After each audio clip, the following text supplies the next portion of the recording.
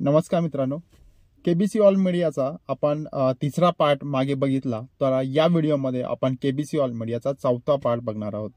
तर KBC all मीडियाचा जो चौथा पार्टमध्ये आपण 2012 आपण पहिले स्टार्टिंगला बघितलं, त्याच्यानंतर 13 पर्यंत आपण आलो होतो तिसऱ्या पार्टमध्ये. तर 13 पासून ते 14 पर्यंत, 13-14 पर्यंत जी हायरिंग होती सेकंड टीम, 13 पर्यंत आमच्याकडे ती सेकंड टीम होती, ज्यामध्ये मी तुम्हाला सांगितलं होतं वाशिम यवतमाळची टीम होती. त्यानंतर त्यानंतर असं झालं की ती टीम गेल्यानंतर पुन्हा हायरिंग चालू होती माझ्याकडे. आणि त्यामध्ये माझा एक 2 मित्र मला झाले. तर फर्स्ट जो मित्र होता तो 1 महिना माझ्याकडे जॉबसाठी आला आणि 1 महिना त्याने जॉब माझ्याकडे केला. आणि जॉब केल्यानंतर तो माझा फ्रेंड झाला चांगला, उस्मानपुराचा होता. आणि त्याच्यानंतर दुसरा जो फ्रेंड होता तो जॉब कन्सल्टन्सीमध्ये होता. आणि जॉब कन्सल्टन्सीमधून मी त्याला सांगितलं होतं की तुमच्याकडे जे जॉबसाठी मुलं येतात त्यांना तू माझ्याकडे पाठव जॉबसाठी. तर मग तो माझ्याकडे जॉबसाठी मुलं पाठवत होता तिथनं. आणि ते जे कॅन्डिडेट होते मग त्याचे इंटरव्ह्यू वगैरे घेत होतो आणि तिथनं मी त्यांना मार्केटिंग किंवा टेलिकॉलिंगसाठी त्यांना वर्क देत होतो.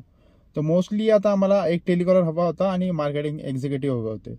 मग त्यावरती आमचं काम चालू होतं आणि परफेक्ट अशी टीम भेटत नव्हती. भरपूर दिवस मी ट्राय केलं, पण जी टीम होती ती पाहिजे तेवढे कॅन्डिडेट्स इथे मिळत नव्हते. आणि क्लायंट आहे ते क्लायंट पण आमच्याकडे होते, एक्झिस्टिंग क्लायंट होते.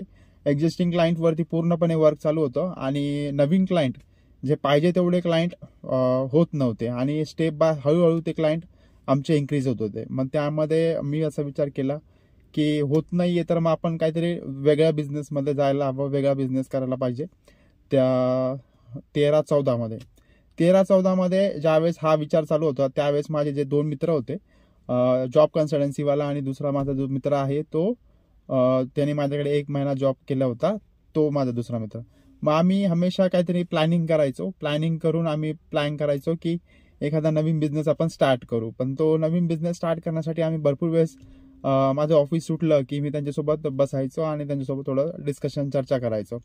तर असं करता करता आम्ही भरपूर वेगवेगळ्या बिझनेसवरती प्लॅन केले, पण वर्क कुठल्याही बिझनेसवरती ते दोघं करत नव्हते. ते दोघं फक्त ज्यावेळेस आम्ही बोलायचो त्यावेळेस ते गप्पा वगैरे मारायचे, त्यावेळेस प्लॅनिंग करायचे, पण एक्झॅक्ट ज्यावेळेस एक्झिक्युशन यायचं तर एक्झिक्युशनच्या वेळेस ते येतच नव्हते, म्हणजे किंवा एक्झिक्युशनच होत नव्हतं. मग त्या ठिकाणी मी विचार केला की हे दोघं पण काय एक्झिक्युशन करत नाहीयेत, ते एक्झिक्यूट करायला ते रेडी होत नाहीये, फक्त प्लॅनिंग वगैरे करतात. तर मग त्यानंतर मी त्यांच्यासोबत थोडं डिस्कशन कमी केलं. आणि त्यानंतर तो जॉब कन्सल्टन्सीवाला माझा मित्र होता तो त्याच्यातच मग तो पुण्यामध्ये गेला आणि पुण्यामध्ये त्यांनी जॉब स्टार्ट केला. आणि दुसरा माझा फ्रेंड होता तो औरंगाबादमध्येच आहे.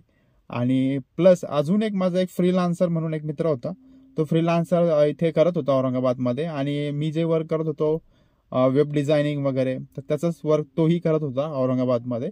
तर तोही नंतर काही दिवसानंतर जो माझा फर्स्ट फ्रेंड होता जॉब कन्सल्टन्सीवाल्याचा त्याचा पण तो फ्रेंड झाला होता. आणि त्यामुळे तो दोघं पण तिकडे पुण्याला गेले होते जॉबला. दोघंही तिथे पुण्यामध्ये काम करत होते.